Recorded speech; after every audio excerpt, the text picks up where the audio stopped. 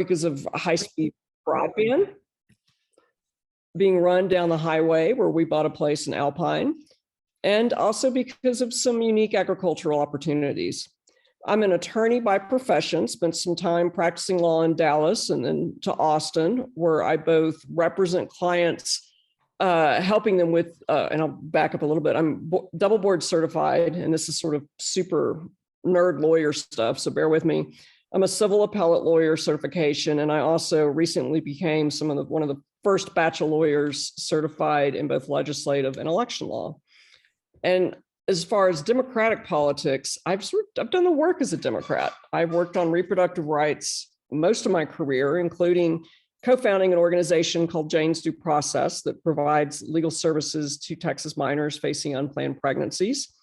In fact, that led me working with county clerks around the country. I once did a presentation to Rachel, I think she's no longer in office, but the dual county clerk of Real County, to a bunch of county clerks in Sonora, Texas, who gathered in Sonora, Texas for a training on some changes to the law around that program. She's the county judge now. Oh, is she? I remember her being quite, she just was beautiful, quite glamorous, had this nice dark hair. And I amused her by telling her that my little brother had once been thrown in jail in Leakey. As many are. Yes, from going there to party and cold cocking some drunk in front of the sheriff because he didn't realize was standing 20 feet away when he did it, which she got a big kick out of that story. I've also worked on voting rights. In 2018, I co-chaired the voter protection program for Beto's campaign and for the state party. And in 2020, I represented the Harris County clerk in what became dozens of lawsuits the Republicans filed against him every time he tried to make it easier or safer to vote during the pandemic. And in the last several years, my practice has shifted toward cannabis law, and I helped draft and pass the law that legalized hemp in Texas. In fact, I had a client who did some experimental hemp growing right on the border of Edwards and Real County on his family ranch. So I spent some time out there in the last couple of years helping him. And working on that program is what really led me to see how out of control the ag department is. And I was trying to help them work out the rules for the hemp program and was pretty appalled at the level of incompetency and just open and notorious corruption I was seeing. And I'm sure many of y'all heard about the incumbent commissioner's political consultant has now been indicted for trying to sell hemp licenses for tens of thousands of dollars that cost $100. And it pissed me off. And it was a lot of what made me want to run for this office. I'm enough of a student of Texas political history to know how government policies built Texas agriculture from rural electrification on down, and to see all that missed opportunity because the Ag Commission is so poorly run made me want to run because I know we can do better as a state. So that's kind of the short background on me. Rachel, I'm not sure how long you wanted us to go on an opening statement. Is that about the length you wanted, or shall I continue?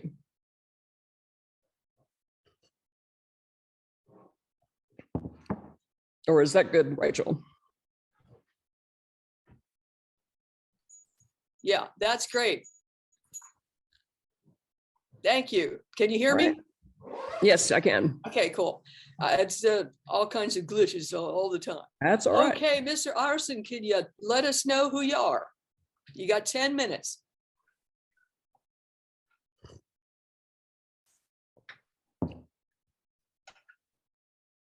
Looks like he's having trouble unmuting. I know. There we go. How to get the permission to unmute.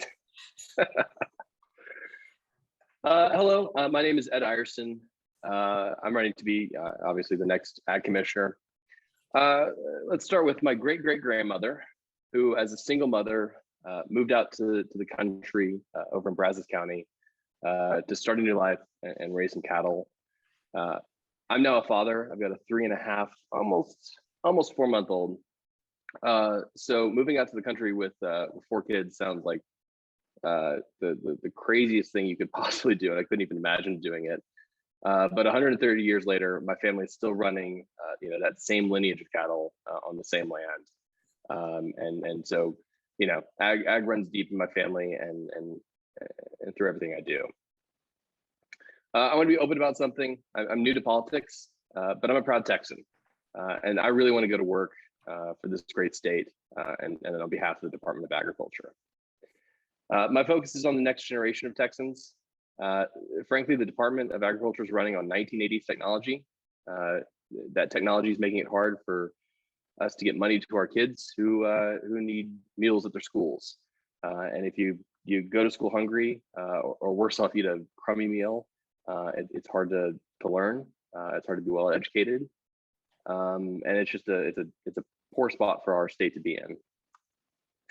And then the department's not focused on the next generation. We're not talking about building rural infrastructure. We're not talking about making sure that we have equitable internet access across the state, healthcare opportunities. All of that stuff is just non-existent in today's Department of Agriculture under the wonderful Sid Miller. He's just focused on his own pocketbook, or sorry, the pocketbook of his aides, allegedly. So I'm here to go work and promote all the great things we make in the state, and I'll leave it at that. I'm looking forward to the conversation. Glad we're having the opportunity to actually have a conversation, not just a 90-second spiel. So let's get to it.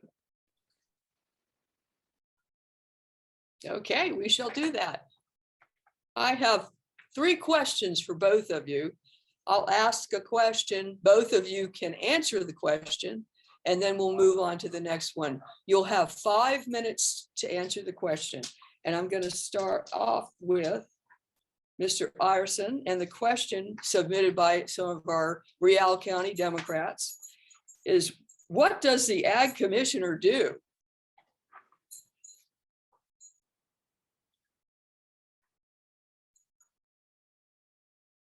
You're muted.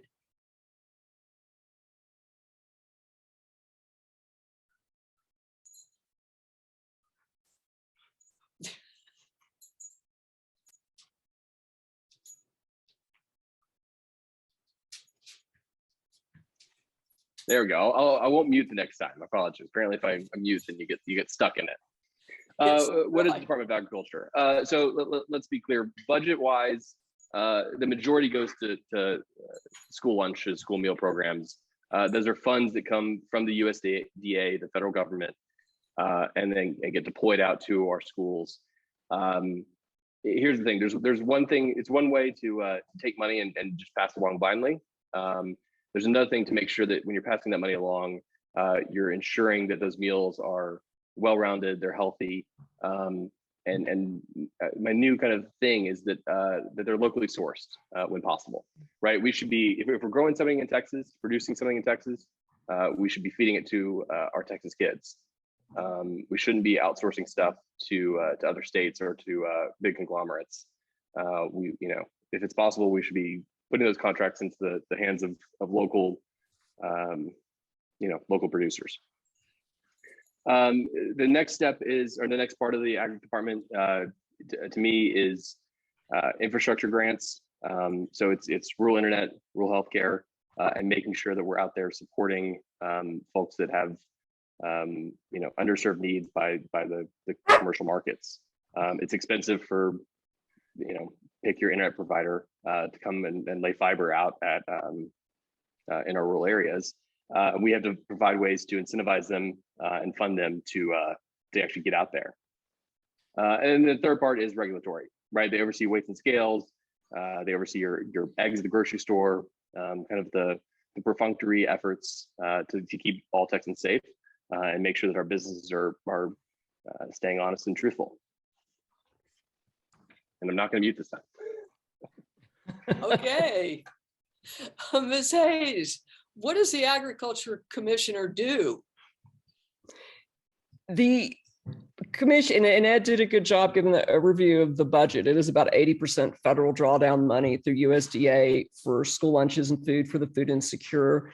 And only about 65 million comes from general revenue. That is appropriated by the legislature through the budget process. And then there's a couple of million from sundry fees that the Ag Commission collects. And one thing I watched around the Capitol and with Miller, the incumbent for the last several cycles, is the legislators don't trust him. So they have consistently etched away of what the ag commissioner does. For example, they took the regulation of gas pumps away from him. It really kind of shocked me when I was working on the hemp bill, how much they dislike him and distrust him. And that's what's bad about that is it's weakened the ag commission is structurally, and going forward, there's going to be some buildup to do. It's a cheerleader job in many ways, and that is to promote ag products, but it's also a job that can be done better in how those limited resources are used. And I'm going to take the rural hospital program as an example. Right in the current budget, that only has 8.8 million for the biennium, which is nothing. It only gave out 30 grants or loans in that 2-year period for last cycle, and it's budgeted for this cycle. And y'all know how bad the rural hospital situation is. And I've done some poking around and talking to staffers, former staffers, people who are knowledgeable about that area, and it confirmed my gut that that program, along with the rural economic development programs, are rotting in the basement. They're not being used. So part of what the agriculture commissioner does, or at least could do, is use what those resources to get the policy wonks together, get the research together to figure out how to do it better, how to help rural hospital and rural health care, how to help agricultural producers either produce different products that might have a higher value. One thing I failed to mention in my introduction is one thing my husband and I are doing out on our place in Alpine has been experimenting with growing both hemp and hops in the sort of unique microclimate we're in. Those are both high value crops that could make it possible again for people to make a living off fairly small amounts of land in Texas. And the commission is just not doing what it should be doing. And that is looking for those opportunities, promoting them to people to get them into agriculture, promoting, to women producers. A substantial number of the new producers are already women, but the commission doesn't take any concentrated effort to talk to them. Or in urban producers, there's still room for farms in Harris County, and we could be talking to folks like that. But because Commissioner Miller is not even trying to do his job, it's just not happening. There are some sundry small programs, like Ed mentioned, Weights and Measures. I understand the barbecue restaurants are unhappy with the incumbent because of some unfounded swipes he took at them. And if this program were also run better, you'd see more coming down from the federal government. USDA, as y'all know, any of y'all who are in ag know, just absolutely drives what happens to agriculture in this country with its policies, how it chooses to divvy out money.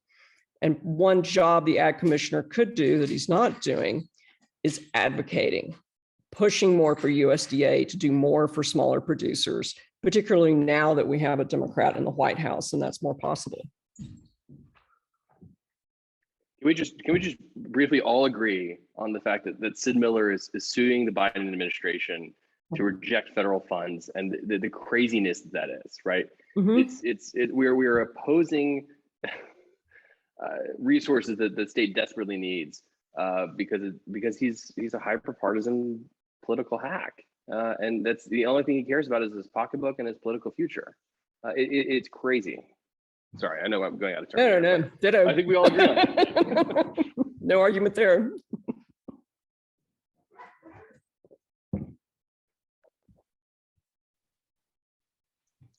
Is the time up?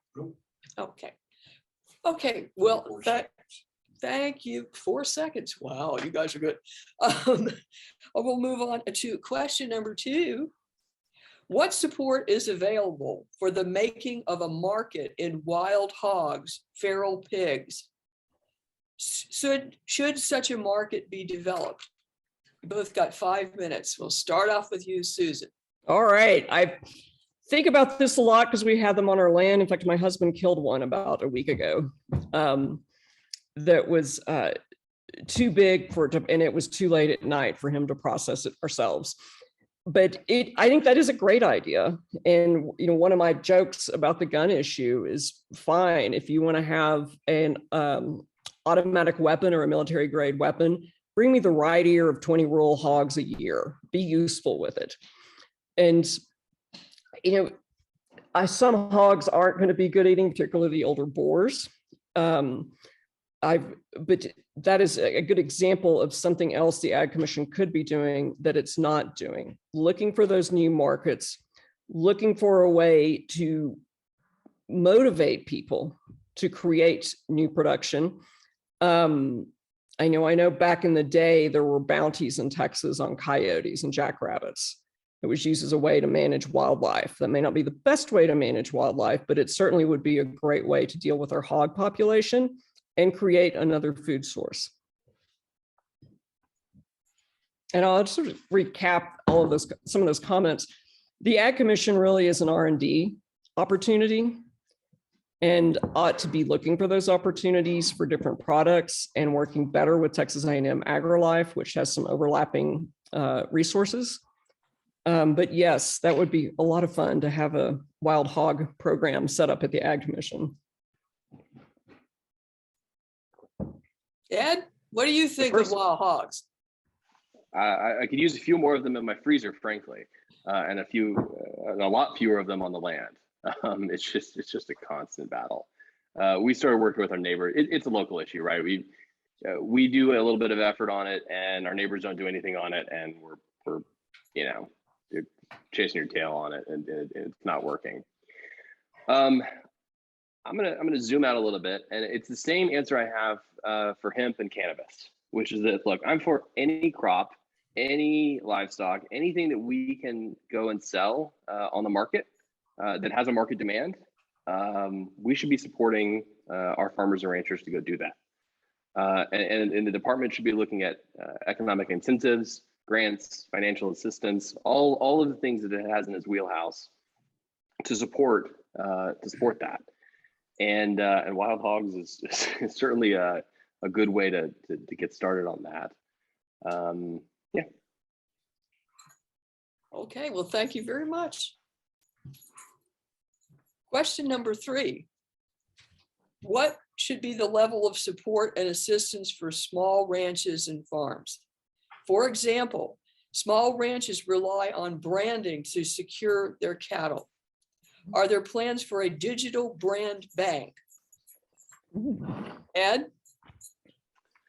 Digital brand bank. Oh, let's take that little segment first. Look, we're all going through our brand renewals right now.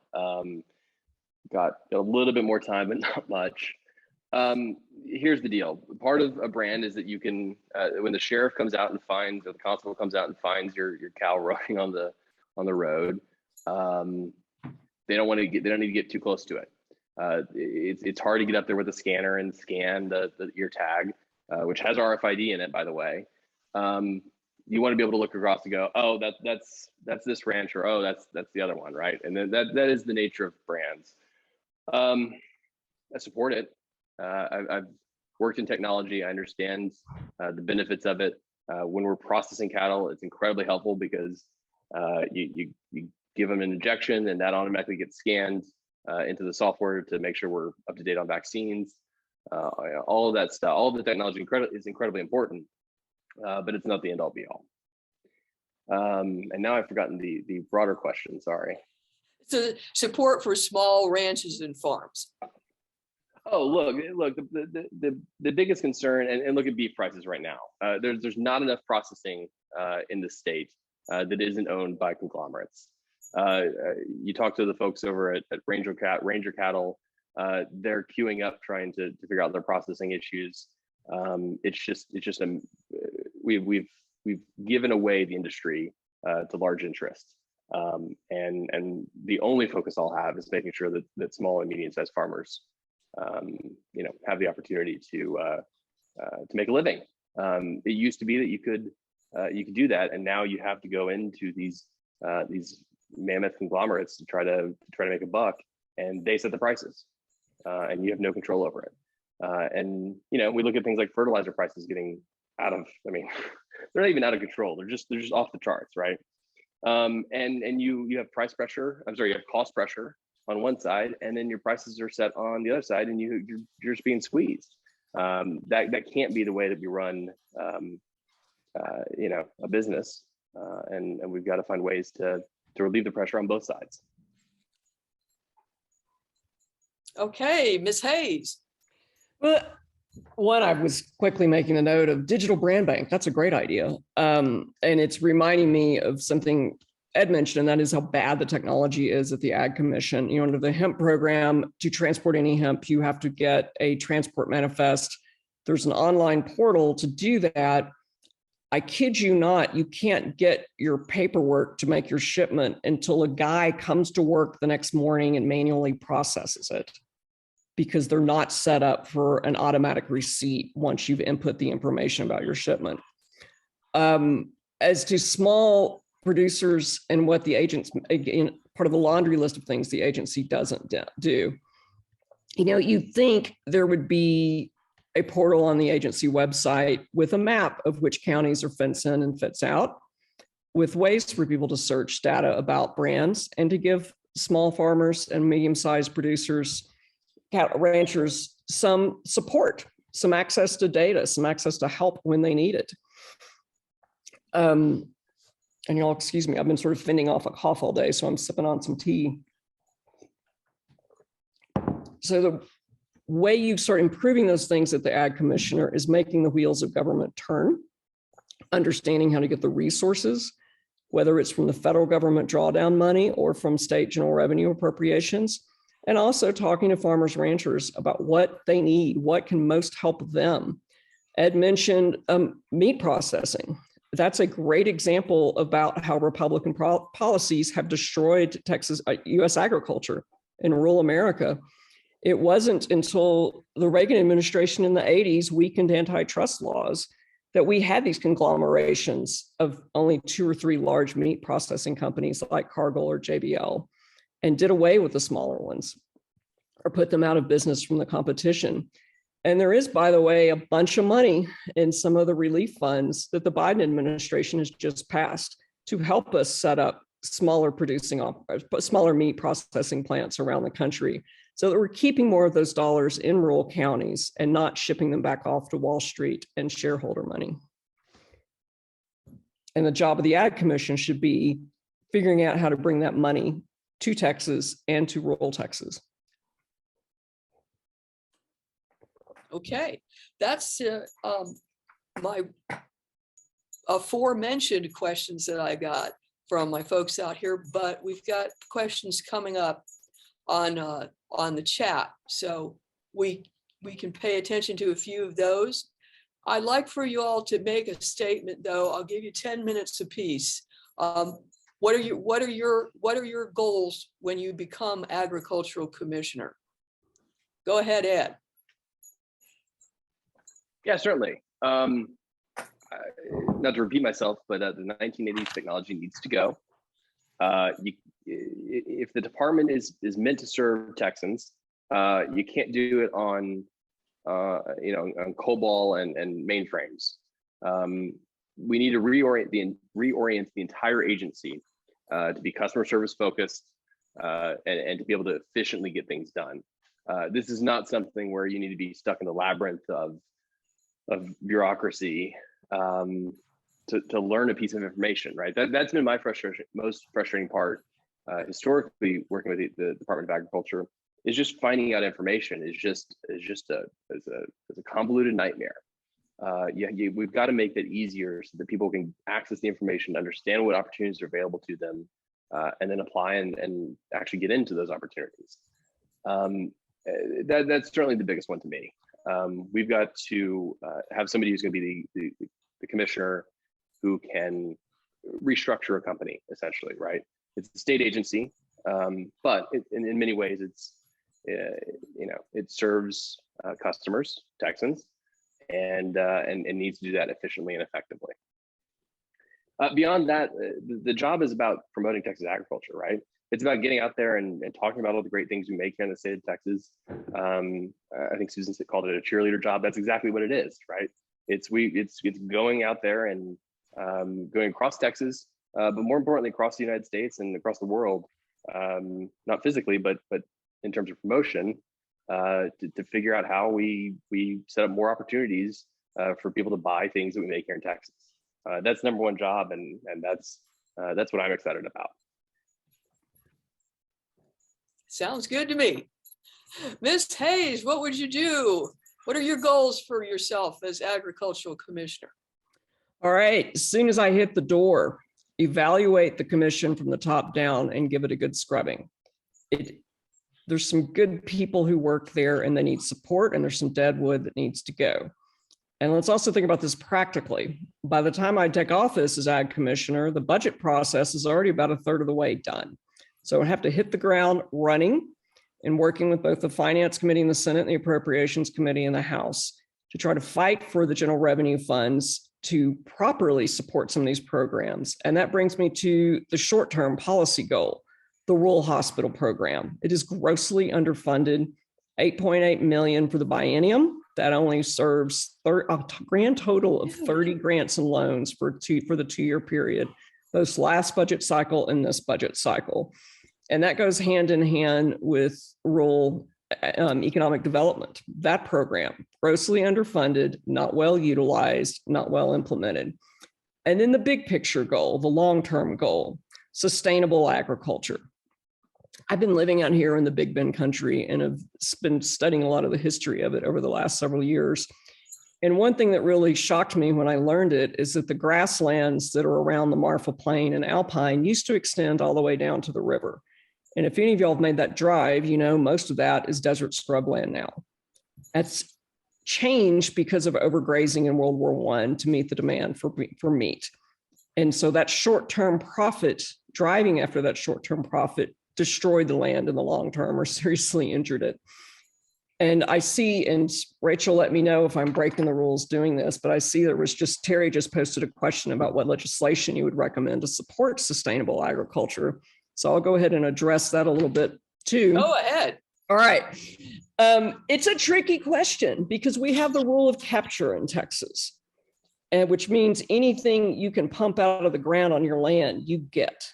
And that makes water management particularly difficult. So for true sustainable agriculture under the legal infrastructure we have in Texas and the rules we have in Texas, it's going to have to be as much carrot as it is stick. It's going to have to be education. And that's going to include things as simple and obvious as eradicating invasive species like juniper, cedar, and mesquite that are thirsty plants to help bring back some of the springs that used to completely blanket the hill country in parts of West Texas and have now retreated greatly. And to have I'm talking about sustainable legislation for sustainable agriculture. To actually pass something, to really change the rules, you have to get a lot of political buy-in.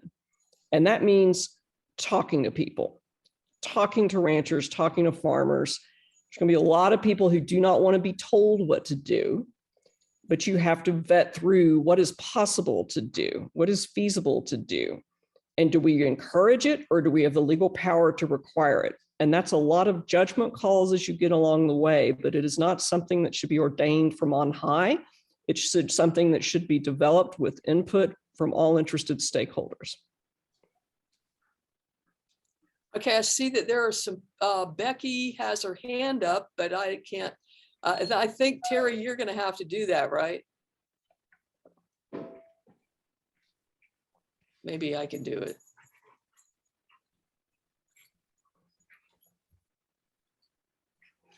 Well, I don't know how that's gonna work, so. Hello. Hello? Okay. My penis is like super big. I think we've been jumped up here, so let me see. Yeah.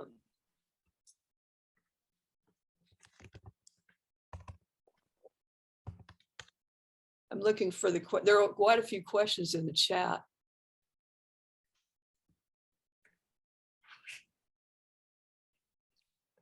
Well, I'm happy to pick off one if you want to do that. Oh, go ahead, go ahead. While somebody kicks out whoever this joker is. Yeah. Let's see. I will just endorse everything Susan says about sustainability. We switched to rotational grazing back in 2016, mostly from a land use issue, is that we needed to ensure that we had grass to feed our cattle year round, but it also helped in terms of water. management. We just got more efficient at our water usage based on the systems we built out. But the carrot is the key there, right? You can't force people, you can't legislate people into doing things. You need to incentivize them to be more efficient and give them opportunities to be more efficient. But so I'll jump on to another question, which I think is my favorite one, which is how will you campaign against Sid Miller? I had somebody tell me that I should just hold an iPad and play videos of the things he said over the years. This is somebody who has a long history of being allegedly corrupt, as I'm now saying, because it's always one ring away from him, right? Much like the mafia, the boss never does his own dirty deeds. It's always just a little bit further away. But it's been happening for years. His own party dislikes him. His own party, as Susan mentioned, has taken away things from the department to try to prevent him from causing harm. This is just not somebody who is capable, who's not somebody who should be eligible to be leading a state agency. And look, the reason I got into this race is because I share one common goal with, I think, everyone else, Republican or Democrat, which is that Sid Miller is just not the right person to be running a state agency because he's not serving Texans and he's just doing he's not doing anyone a favor by existing in politics. All right, shall I jump in on how to campaign against Sid Miller? Yeah, go ahead. All right. And I'll tell you one of the reasons, I mean, I knew when I was thinking about running that the Republicans were going to put James White up against him in the Republican primary, but I just don't think James White can beat him because of the following Miller has among the most extreme and now the most active elements of the Republican electorate. And the way we win in November is by being creative, being smart, and being very efficient with our resources, because we're not going to have as many resources as the Republicans. And that is by using micro-targeting, digital campaigning. I think what is something that both terrified me and amazed me when I first learned of it, geofencing, talking to people with particular concerns directly through their smartphones and through certain communities. One thing I've already been doing is getting myself on as much conservative talk radio as I can, because I know from having grown up in rural Texas that, in the 80s, my home county was Democratic. And by the time I got out of college, it had clonked over to the Republican side. I'm consistently amazed when I talk to people I grew up with. And I'll tell you, my Facebook friends are a pretty schizophrenic bunch. It's mostly political people or people I grew up with, 80% of whom are Trump supporters. But I make a point of, and have for several years, of going to my hometown every chance I got. My brother raises bison there, so my husband and I will go hang out on his ranch every now and then, and talking to them and engaging them and figuring out, how do you snap them out of it? How do you persuade them? And one by one, I've gotten some minds opened and listened to what they're concerned about. So we win in November and we beat Sid by going to those counties, like the counties y'all all represent and live in, and talking to voters that the Democratic Party has not done a great job talking to for the last 30 years, and talking to them through media outlets that a lot of Democratic campaigns are either afraid of or have not engaged with or don't even know exist, and have become hotspots for Republican political conversations. So I'm not afraid of any of it, already go into it, and I intend to rip off every swing voter, every new voter that I can to win this race in November.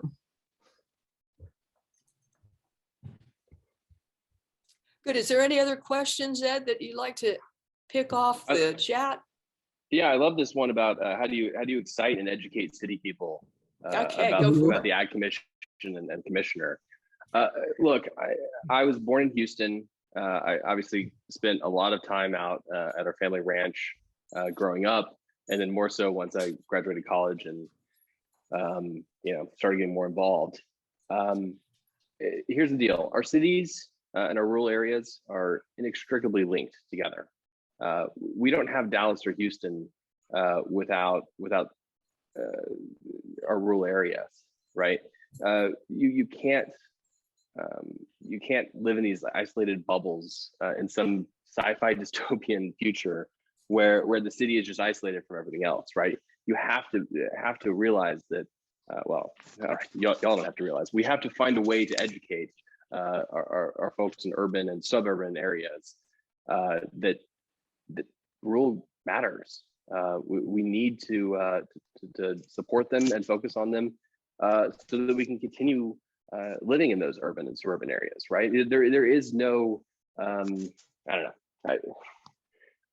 I get ramped up about this because it just feels like you talk to people in Dallas and they have no clue what happens in some of our small towns, and it's frustrating, right? Because the food that they eat, the clothes they wear, the paper they use, the building materials they have in their houses, right? All that stuff happens in our rural communities, and they can't pretend that just because their internet works really well and their hospitals work really well and their schools are the best, that we can't focus on what happens to our rural communities.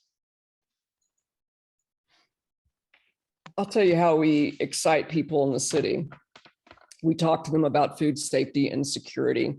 And I'll admit, I was pretty horrified to learn that 80% of the fruits and vegetables this country consumes come from the Great Valley of California. Texas really doesn't grow that many fruits and vegetables anymore. And we're already seeing issues with our supply chain. We're already seeing empty grocery store shelves because of the strains the pandemic has brought. We also excite people in the city by talking about urban farms, talking about getting food from local producers. And Harris, and I'll take Houston as an example. Harris County is enormous. There's still farmland within the county boundaries. Even though I think the population of unincorporated Harris counties would be the 11th largest city in the country if it were a city. And getting kids interested in agriculture. I mean, that ag department not only reaches into schools through the school lunch program, it has other, again, tiny and underutilized programs to promote things like urban farms. Every school in this state ought to have a farm on its ground to teach kids how to grow things, how to process their own food, and the importance of eating better food. And that particularly can resonate with suburban women. And that's a segment we've been winning as Democrats, and that we ought to be getting a bigger piece of as Democrats going into this election in November.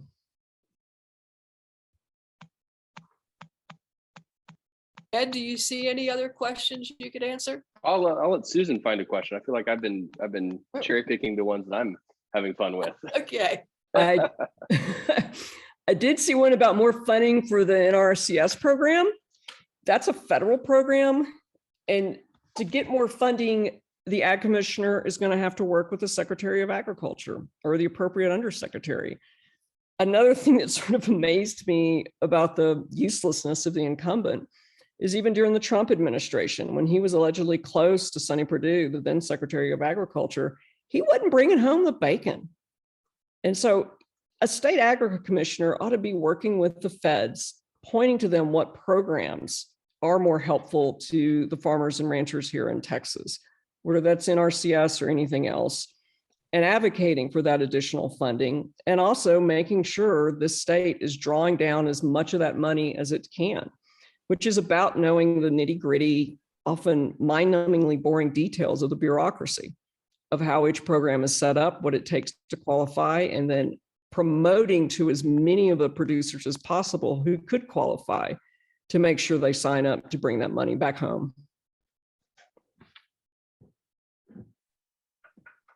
Here's one. How do you manage water needs of small farming? Ed? I feel like we could spend hours on water management, because the truth is that Texas is a very complex place to have that conversation. I'll focus on efficiency. We have to have, look, we've got to go to the AgriLife extension and fund more research and fund more practical things that the Department of Agriculture can invest in, whether it's via grants or economic development, things that you've been hearing me say all night.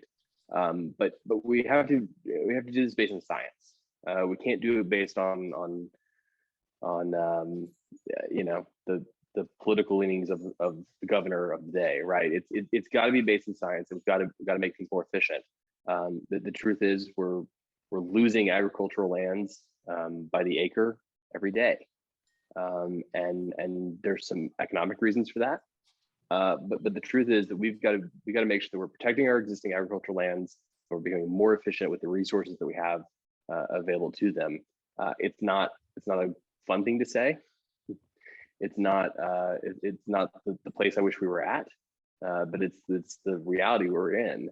And so the way the state agency comes in and helps and supports and ensures that, you know, we're not running off farmers and ranchers and preventing them from continuing on, you know, the family legacy, or scaring away somebody who wants to start their small little garden and just sell at the farmers market, right? We've got to make sure that that we have a state agency who's focused on the next 200 years. And I say 200 years very specifically, right? It's not what do we do in the next 10 years? It's what about our kids, our grandkids, and our great grandkids? Yeah, I'll leave it at that. Well, and I'll jump in on water management. And that is, again, it's tricky in Texas because so many agencies have a hand in it, where that's local groundwater districts or the Texas Water Development Board for planning and funding of larger infrastructure projects. With the Ag Commission, it's about promoting best practices to farmer, moving away from pivot farming and, you know, it always drives me crazy when I see water catapulting in the sky at 2 o'clock in the afternoon, when it ought to be drip irrigation in the middle of the night to minimize the evaporation. So that goes back to my big picture goal: sustainable agriculture. It's an education issue, it's a carrot issue, and to the extent the law allows it, it'll be a stick issue.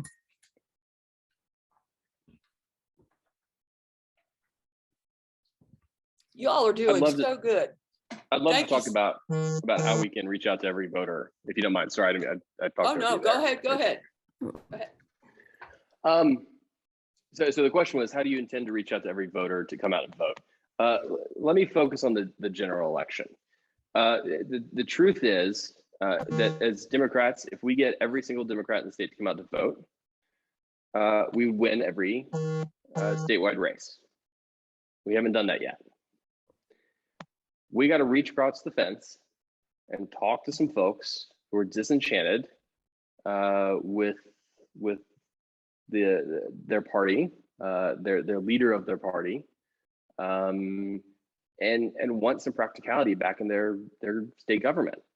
Not all of them, a large percentage of them are, but not all of them believe that Sid Miller and Greg Abbott are doing a good job. Talk to folks all across East Texas, all across certainly in Brazos County, who are frustrated. They're angry because what they got sold, the bill of sale, was not what they got. They're tired of this hyper-partisan nonsense.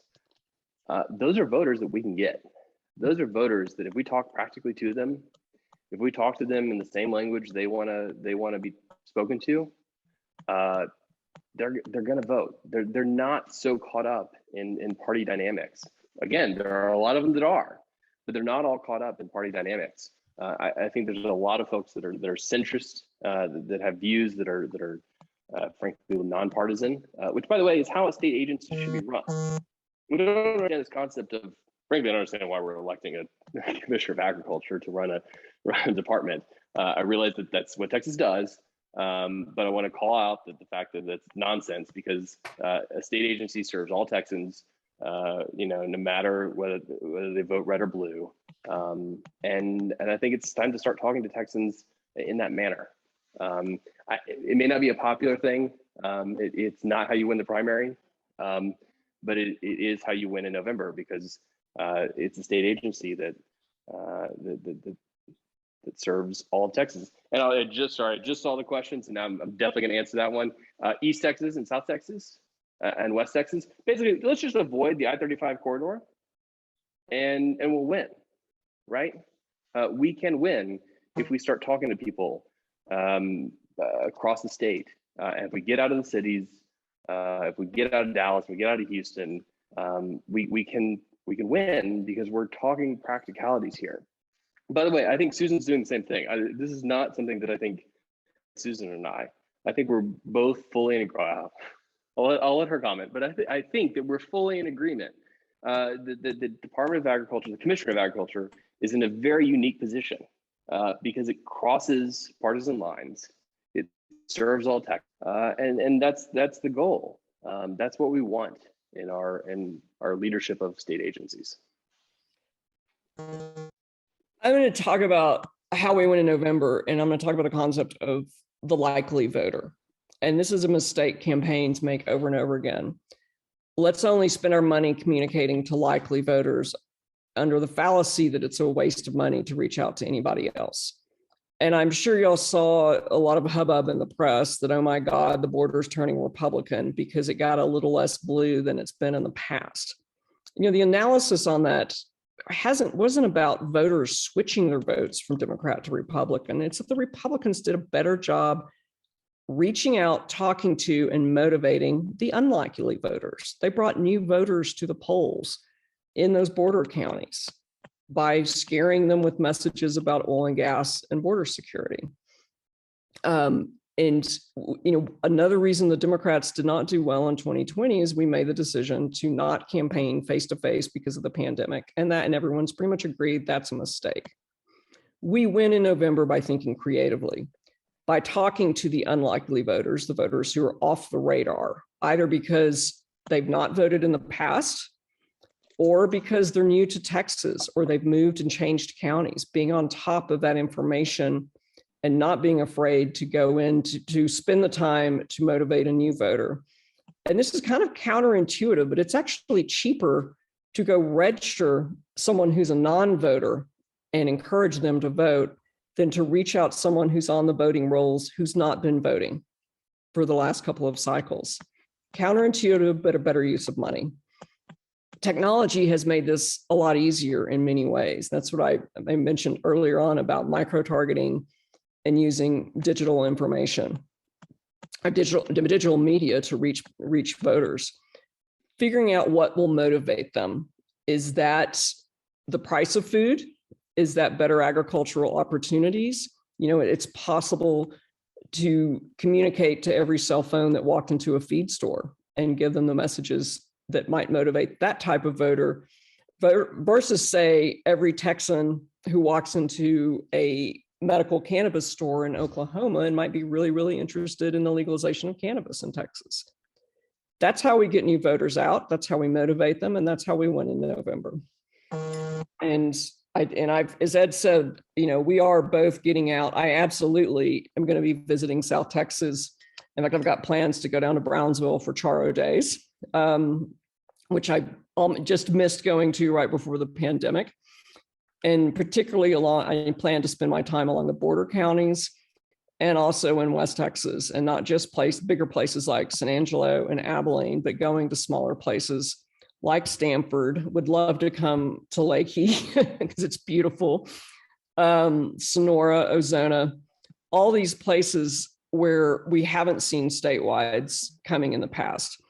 And I would encourage y'all as a group, and some of the East Texas groups, counties just did this, set up a little barnstorming tour, help us statewide plan a tour to hit every single county in your organization in succession. We just did a 4-county in 1-day trip through Palestine and Athens and Tyler. And there's another one coming up along the I-35 corridor. And I would love to see something help y'all to organize something among your counties as we get closer to the November election. Good idea. Well, we have a paltry 4 minutes left, and I'll give y'all a couple minutes to say anything that you haven't said. All right. And shall I switch it up and give Ed the last word? No, Susan, you got this. All right. And Diana from Laredo has been posting, and I'll just quickly address one of her questions, and that is the underfunding of the TDA office in Laredo. I don't know the exact answer to that, Diana, but I very much suspect it's because of just this malignant neglect at the top of not making sure those field offices have the support they need to support producers. And I will change that when I am ag commissioner. And in general, to close with y'all, I'm asking you for your vote in the primary. I'm asking you to spread the word. And I'm also asking for y'all's good help and work to help us win in November and navigate your counties and go to where the people are who may not have been talked to before, but we think we can persuade to come out and vote for the Democrat for ag commissioner come November.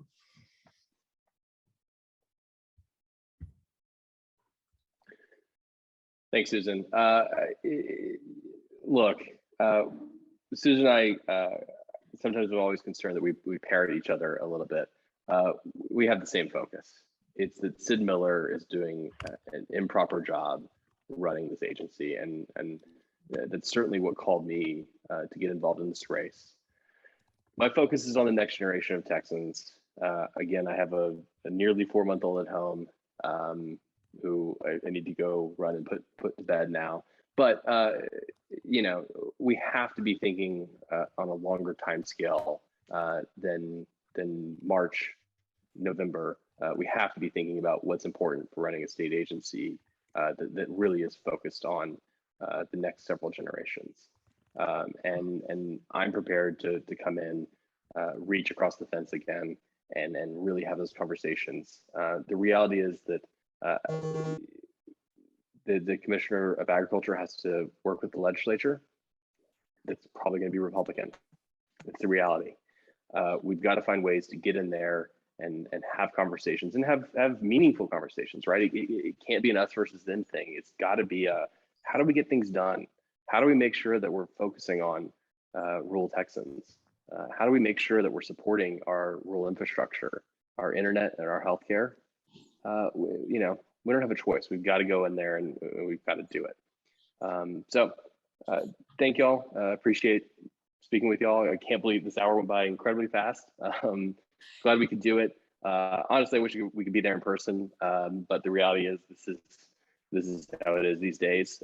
So you know, thank everyone for hopping on tonight, and gonna go grab some dinner and put the baby to bed. Okay, well, I've lost the dog, so I guess he's outside. And the timekeeper's gone. Oh, wait, I hear Pitty Bat. Okay, thank you all so much. This has been great. Y'all did a great job answering questions I didn't even know I had. There's the dog. All right. There we go. And I'll be signing off now, and I certainly will talk to both of you, Susan and Ed, again, I'm sure. And you're certainly welcome to come here to beautiful Lakey, or Leaky as we like to call it. all about it. Thank y'all again for having us. Y'all have a good Bye. night. Bye.